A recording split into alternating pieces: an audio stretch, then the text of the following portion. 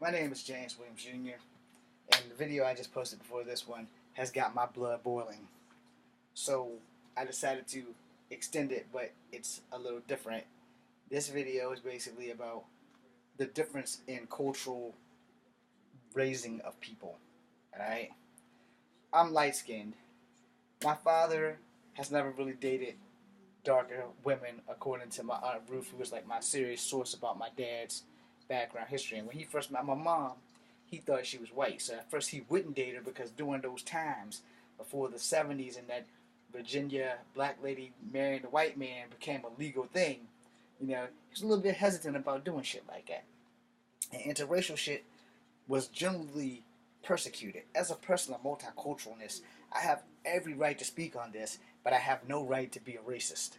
Alright? Because I can't be a racist if I'm the three primary races that form this fucking country. I have had white grandfathers, black grandfathers, and Native American grandmothers. So, if anything, I'm all American and I don't have the right to be a racist. If anything, I should be the head front of trying to put an end to racism every fucking day that I take a breath. Alright? I'm getting a little hot. So, let me drop the ball for you real fast, or let me roll the ball, as 90s Wolverine would say. Roll the ball, Cajun. So, I'm going to roll the ball. I was not raised to dislike dark-skinned girls. Alright? I was not raised to dislike white girls. I was not raised to dislike Asian girls. Alright? I wasn't raised to dislike anyone. Society itself kind of twisted me a little bit and made me this way. One of my first girlfriends was dark-skinned. I will not reveal her name because it was puppy love. But puppy love is real to the puppy. Don't ever forget that. Puppy love is always real to the puppy. And you can't tell a kid that a kid doesn't know what the fuck love is. Because a kid knows. Alright? Kids know more than we give them credit for. And they're smarter than hell. Each generation gets smarter every time.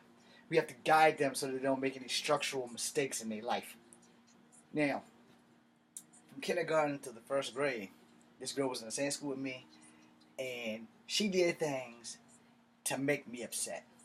And she was darker than me. She was darker than me. By a lot. Because this was my actual color, and she was darker than this. She wasn't pitch black, but she was fairly dark.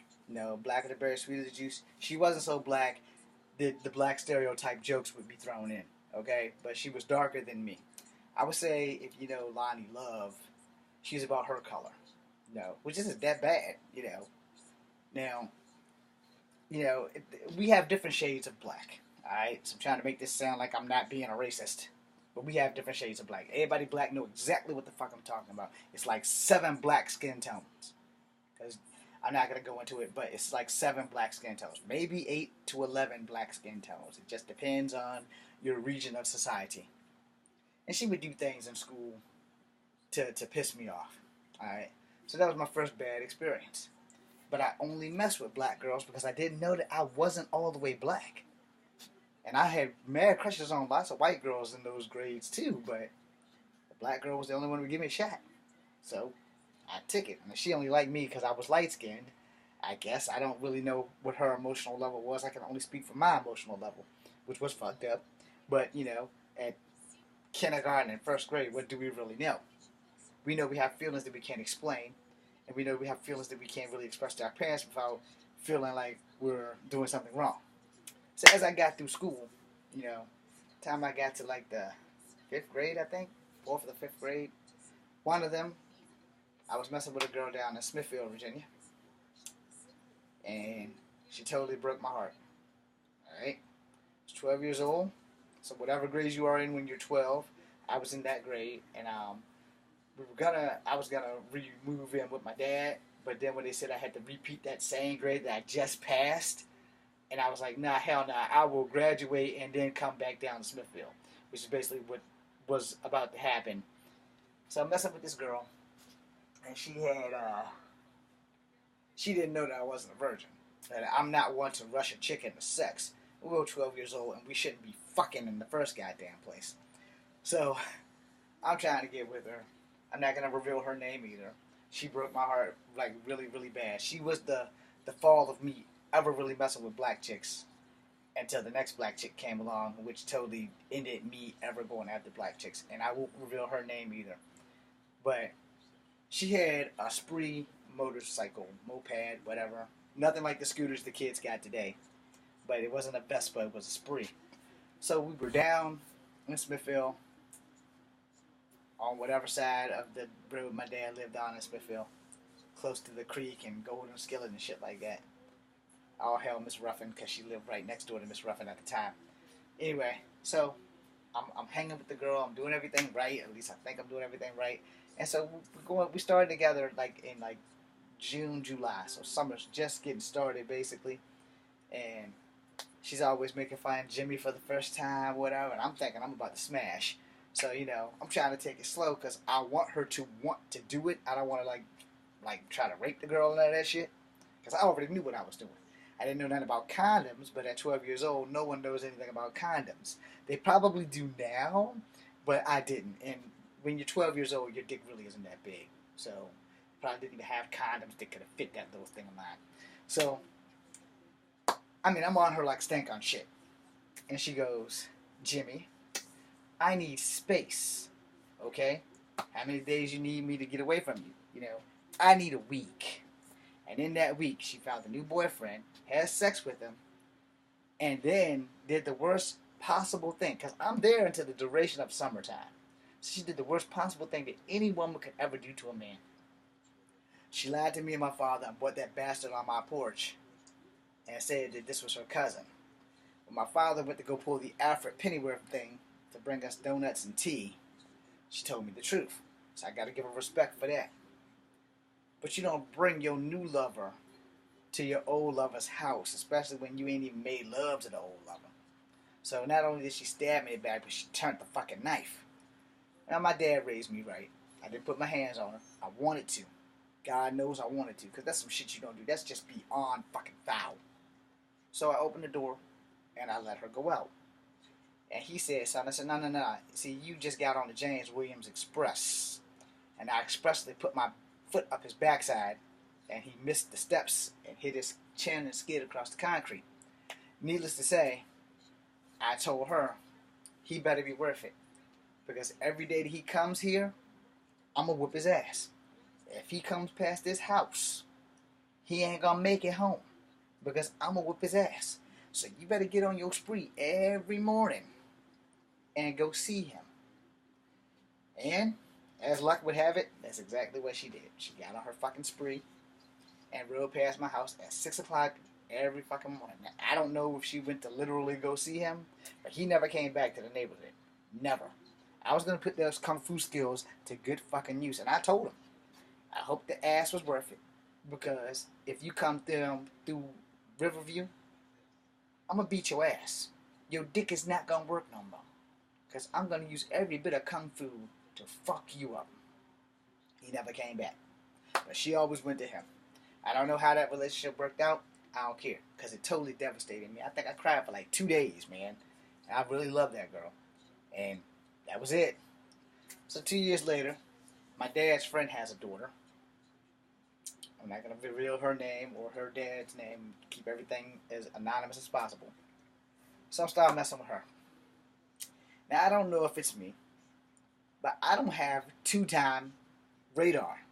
I can't look at a woman and say that she's cheating on someone, because as far as I'm concerned, a woman's not cheating on you until you catch her ass red-handed. Now, if you catch her kissing this motherfucker full-on French kissing in the lips, oh yeah, they're fucking. Unless he just, like, forced himself on her or whatever. There's two sides to every coin. But I'm going to tell you now, a person that you ain't fucking ain't going to threaten to take somebody's life. Alright? So, this is why I started brushing up on my kung fu game a whole lot more when I got back to Charlottesville. So, long and short, I'm outside riding my bike, and this asshat rolls up on us. I'm walking with her to her house, but I'm with my bike, you know, so I'm pushing it. I'm not really on the bike. So I got the little bike. I still have that bike. So I'm pushing the bike, and we talking. And this guy rolls up on a fucking 10-speed. Mountain bikes didn't exist yet. So he rolls up on a 10-speed, and this guy's like 23 years old, and I'm 14. So this motherfucker's threatening me. He didn't touch me or anything, but he's threatening me. He's like, I'm gonna fuck your ass up, little nigga. You fucking with my girlfriend? You fucking with my girlfriend? And now mind you, his girlfriend and I are the same age. This motherfucker's cradle robbing. I'm pretty sure he was fucking her. But she didn't give me the pussy. So, I'm pretty sure they were fucking. Because this motherfucker straight threatened to kill me like 9 times in one sentence. And then, so I got hair in my eye. So, my dad has the house set up so that you can see out, but no one can see in. And about the 9th time that motherfucker threatened to kill me, he said, you better make sure that my son is worth it. Because you won't get out of Riverside before his body hit the ground. You'll be dead too. And how old are you, son? He's like, I'm 23. Well, I'm 35. And you want to mess with my son? Why don't you come pick on me, big boy? And he's like, what you gonna do, old man? He's like, I'm gonna shoot your ass dead where you stand. You fucking with my teenage son. Are you messing with that girl too? That's my girlfriend. Not anymore, because when her daddy find out, if we don't fuck you up, you're going to jail because statutory is against the law. 23 years old sleeping with a 14-year-old. Yeah, something's wrong with that guy. So, he got on his 10-speed. He rode the fuck out. And I told her, I don't ever want to speak to her ever again. And from that day, I never have. I don't know if she's alive. I don't know if she's dead. Her name will still remain anonymous. And I hope wherever she is, I hope she's happy. And hopefully she hasn't made that mistake with good guys. So, I had a chance to cheat when I was with the 12-year-old. Because I was going to Walker School. And this girl, who also will remain nameless, wanted a relationship with me. And I regret saying no to this day. Because she's doing very well. And I probably could have had a great life with her. And I regret it to this day saying no. But I went on with my life. But I refused to cheat on the girlfriend. Even though it was a long-distance relationship, I refused to cheat on her. It just wasn't my character, you know. I'm fixing to change my character, though. Because every girlfriend I've had, except for like my fiance that dumped me for no reason, has cheated on me. Everyone, without an excuse, just cheated on me. And I've always been nice to them. I've never cussed them out. I never so much as raised my voice at them out of fear that they would leave me. And what happens? They all leave. Anyway, so moving on. I come back to Charlottesville. I try to date one more black chick. And she wouldn't give me the time of day. I tried like 3 times. It's like, no, you're just not my type. And I'm like, why? You're not thuggish enough. It's like, what the fuck you talking about? I cuss all the time. It's apparently more to being a thug than cussing. So, that didn't work out. And she also will remain nameless. And she went on her way. I went on mine. So I started dating white chicks. Alright? You see where this preference thing is coming in? You can't wait forever for the black chick of your dream. If you're waiting for Beyonce and you're not Jay-Z, you can pretty much hang it up.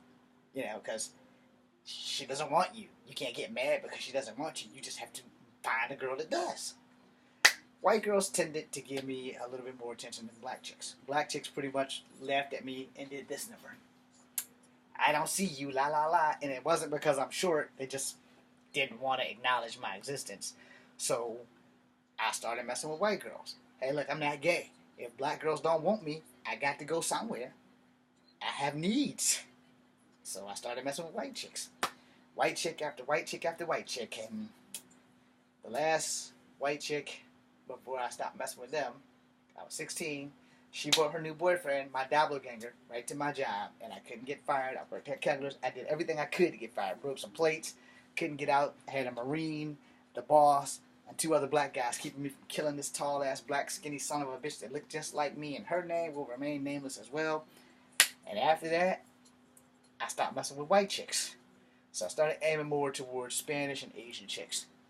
So I haven't had too many problems because I couldn't really get any girls. And I finally got the girl of my dreams, who was my ex-fiancée, who left me high and dry.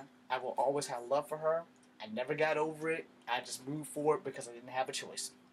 So I'm currently talking with an Asian girl from the Philippines. We're video chatting often whenever she catches lunch or whatever, and when the satellite or whatever allows it. But anyway, you know, hopefully this will work out. And if it doesn't, I'm done. I'm just gonna go with chicks just for the pleasure of fucking. Nuff said, cool. Anyway, so with what I posted on the video before, we don't have the right to get mad at someone because they just don't want to date you because of the color of your skin. If you're an asshole, you're an asshole. And most of the time, if a girl don't like me because I'm light skinned, I ain't gonna get mad. I'm gonna respect her decision. Like, all right, cool. Well, it's your loss. Works for me. I can't make you like me. And we can still be friends even if you don't want to be more than friends. And some girls handle that. Some girls pretty much give me the finger and walk the fuck off. Cool. I ain't never got to see her no more. And maybe she'll realize that I'm gonna be that same asshole that saves her life one day when she least expect it. And the thing about that, you can't make nobody like you. I don't give a damn who you are. I'm gonna make another video because this has gone into the 15-minute line, so I'll make a third part to this. I'm James Williams Jr. Just come for Havoc number 2. Be seeing you.